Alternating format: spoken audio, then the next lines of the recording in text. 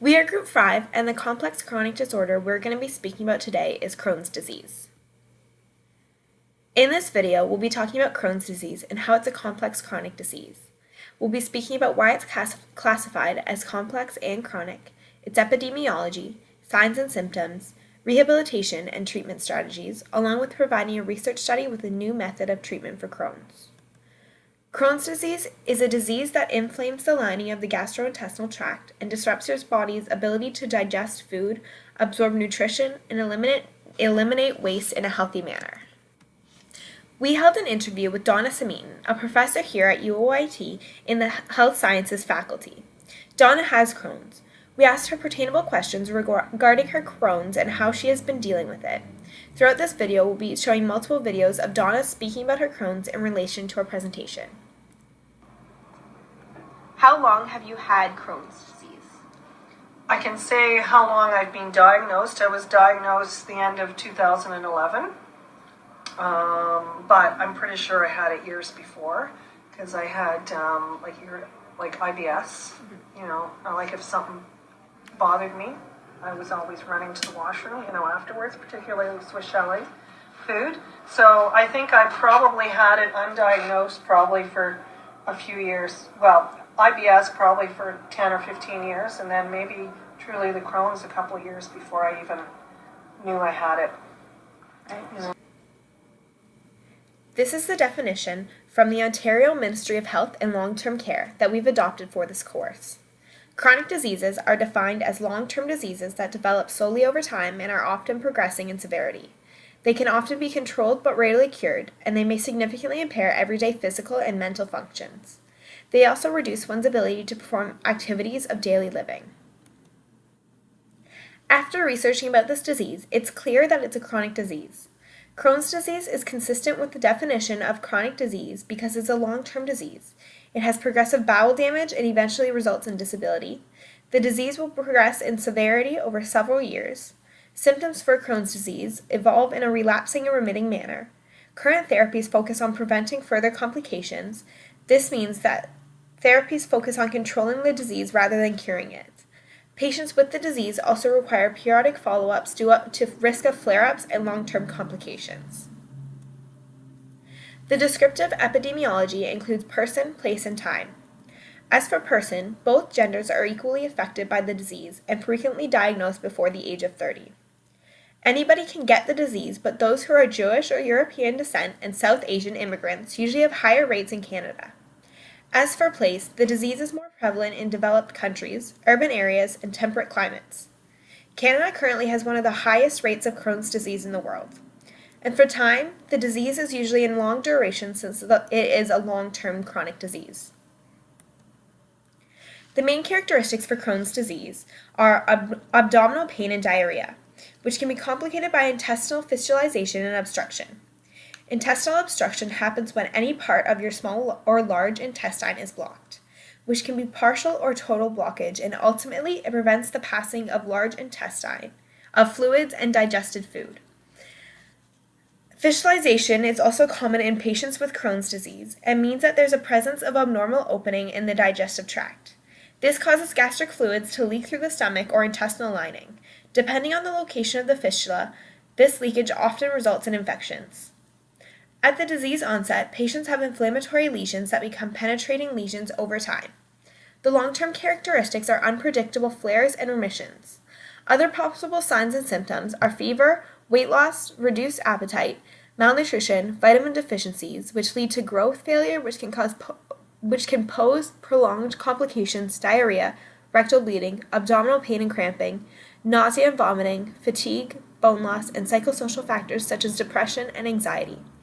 For example, body image and quality of life are common psychosocial effects in young children. Now we'll show a video asking Donna what signs and symptoms she first experienced with Crohn's were. What are signs and symptoms that you first experienced? Cramps, chronic diarrhea,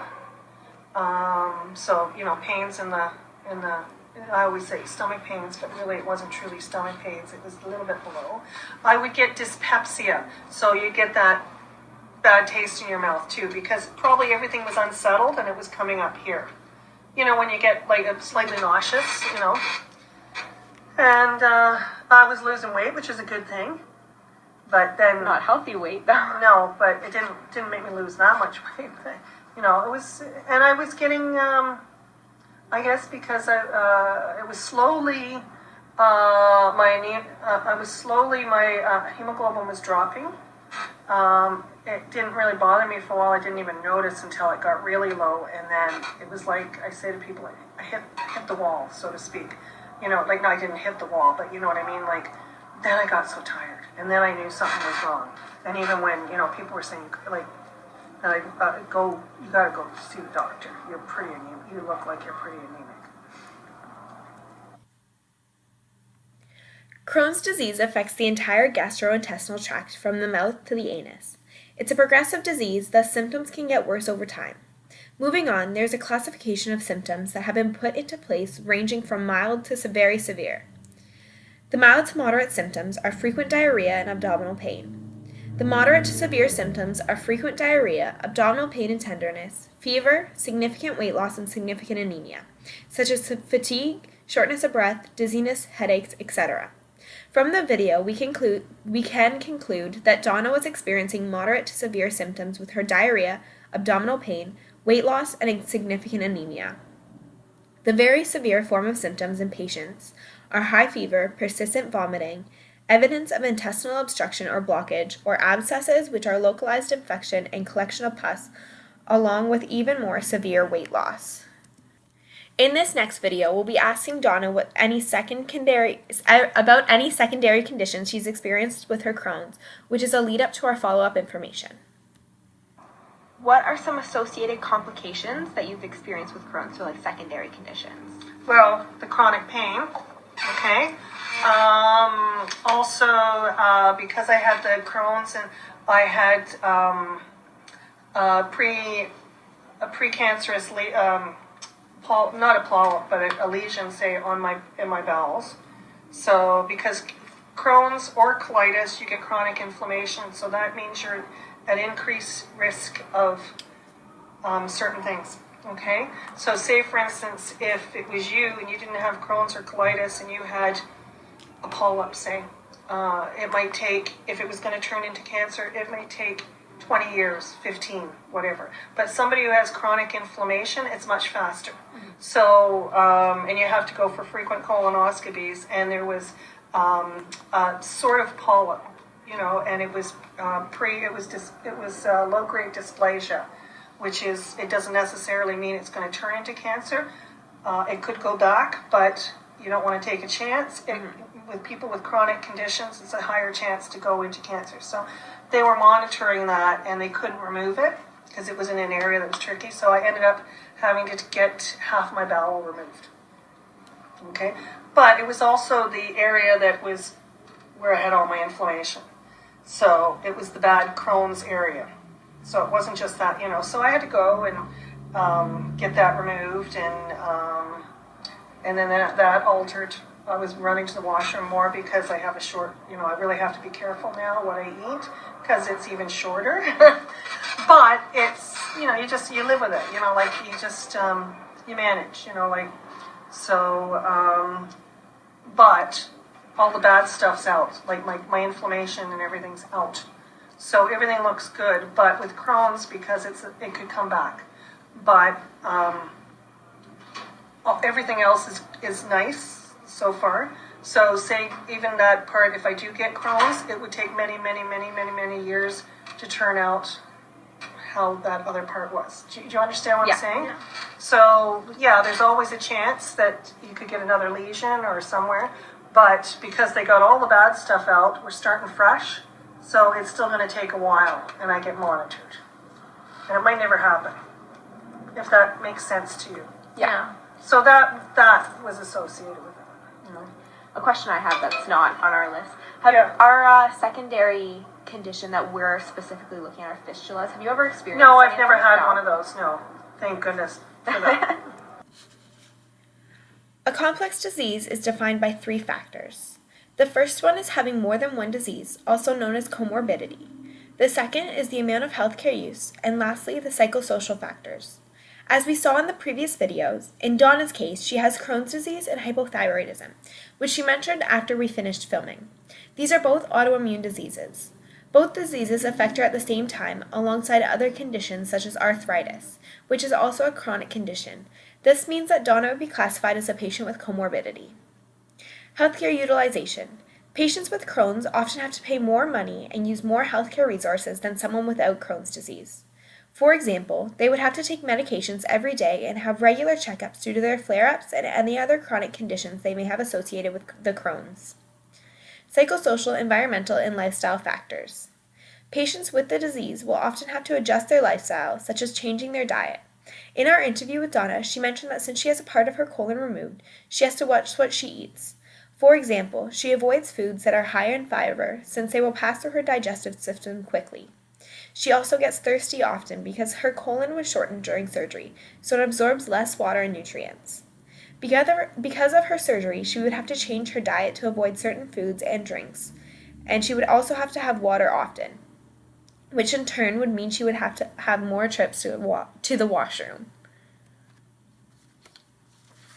Crohn's disease is considered complex because it can lead to many secondary conditions. One condition that can be seen with Crohn's is fistulas. This is because the inflammation in Crohn's disease tends to penetrate the whole thickness of the bowel wall. This creates ulcers, leaks, and abscesses, and as they develop, a hole can start to form, which then becomes a tunnel, creating a fistula. These fistulas are abnormal connections between an organ and another structure in the body. They can develop when the organ becomes inflamed or injured. Approximately 35% of people with Crohn's have at least one fistula. Most of the time, the patient already has developed a fistula by the time that they're diagnosed with Crohn's. The most common sites for fistulas to occur are the anus, the two loops of the intestine, the rectum and the vagina, the intestine and the skin, and between the intestine and the bladder. Internal fistulas can be evaluated through X-ray, MRI, and computed tomography. They can be treated through medication and surgery. In this next video, we'll be asking Donna what kind of treatment she uses for her Crohn's. What are some treatments that you've used to help with your Crohn's? They give me, they're sulfasalines, it's called Mezavant. It was Asacol before, and then they changed, but they're the same pills. When I do have flare-ups, I do get low-dose Endocort, which is like a prednisone, but very rarely have I been on that. You know, I don't get any of the other higher, like the biologics or anything like that. You know, they would probably say I was not mild Crohn's, but medium, not severe. Like, you know, I've had flare-ups, but probably in the middle. You know, so they don't give me the higher ends, the IV or whatever. I've never had. I've been able to cope well with the Asacol and stuff. Rehabilitation with Crohn's disease is currently undergoing development and improvement. Research is focusing on a deep remission treat-to-target approach that will center not only clinical remission but as well as endoscopic remission, also known as mucosal healing. However, more work needs to be done to define deep remission, particularly the role of full versus partial mucosal healing and its assessment. There has been increasing evidence in other clinical studies, such as those with rheumatoid arthritis, that suggest that mucosal healing has been shown to predict maintenance of clinical remission. The importance of disability is well recognized in other chronic inflammatory conditions, such as rheumatoid arthritis and multiple sclerosis, but is underestimated in Crohn's disease. The International Classification of Functioning Disability in Health, Course Set, was recently developed in coordination with Inflammatory Bowel Disease Disability Index to work on prevention of bowel damage and reduce the long-term disability of chronic diseases such as Crohn's. Our rehab treatment strategy is based around wormwood. Wormwood is a bitter herb found in Eurasia, North Africa, and North America. It's been known to support healthy circulation and soothes irritation along with healing properties. The azulines in the plant are known to have anti-inflammatory factors, can reduce fevers. The word wormwood roughly translates into cleanse the body of harmful organisms. The research study that we thought would be a great benefit to people with chronic Crohn's disease was a double-blind study that took place in Germany in 2007. The study included 40 patients which were all suffering from Crohn's disease. All of the patients must have had taken some sort of steroids to control their symptoms for at least 4 weeks.